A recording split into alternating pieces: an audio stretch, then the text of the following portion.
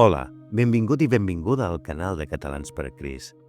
Si t'ha agradat aquest vídeo, et demanem que, si us plau, interactuïs amb nosaltres i ens posis un comentari. Res ens agrada més que saber la teva opinió. Moltíssimes gràcies. Avui vinc a compartir amb tu dos versets que trobem a Gènesis 37. Verset 3 i 4 i diu així, la paraula de Déu.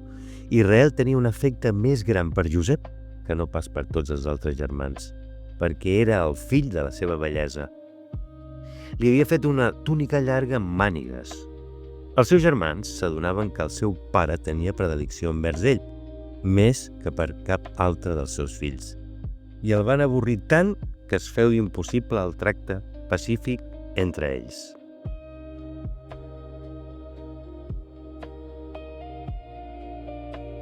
Dues vegades va tenir el nostre estimat Josep problemes relacionats amb les seves vestidures. No sé si coneixes la història d'en Josep, però era el fill molt estimat de Jacob, també anomenat Israel. De Jacob procedien les 12 tribus d'Israel. Els seus germans, per pura enveja, van vendre el seu germà Josep a uns ismaelites i aquests el van vendre a Potifar, un egipci que era oficial del faraó.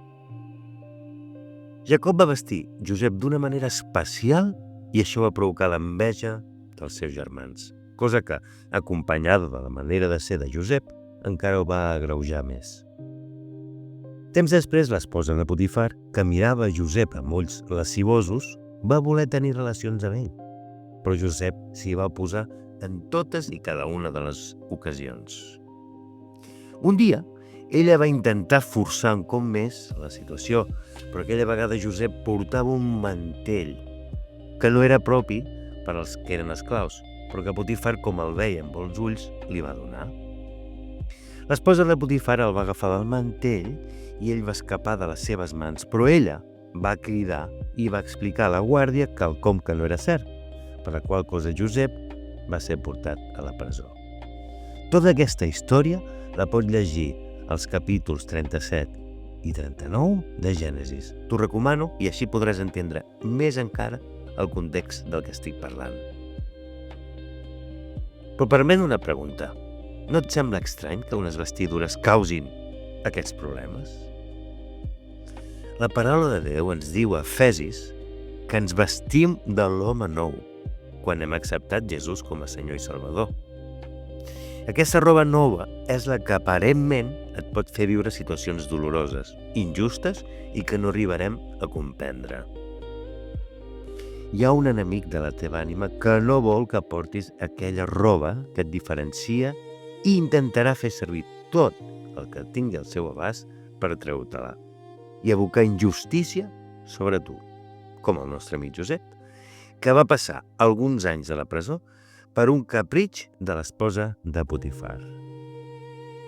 Fidel a la mà que l'havia vestit, que era la mà de Déu, en tot moment, i després d'haver estat preparat pel mateix Déu mitjançant les situacions més difícils de la seva vida, Josep va ser vestit amb lli fi i les millors robes d'Egipte.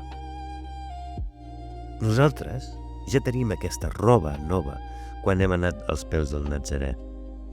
Ja estem vestits de glòria, la mateixa glòria de la mà d'aquell que ens vesteix. A diferència de Josep, ja tenim aquella identificació de formar part de la reialesa com a fills i filles de Déu. Que aquesta reflexió ens porti a recordar la benedicció de patir i prosperar enmig de la prova, sabent que qui està al control de tot és el mateix que va vestir Josep i t'ha vestit a tu i a mi. Així doncs, deixaré que realment em representi la nova roba que m'ha donat Déu? Si aquest vídeo t'ha agradat, et demanem que li donis un m'agrada, que et subscriguis al canal si encara no ho has fet i que comparteixis aquest devocional amb totes les persones que estan buscant vestir-se de roba nova.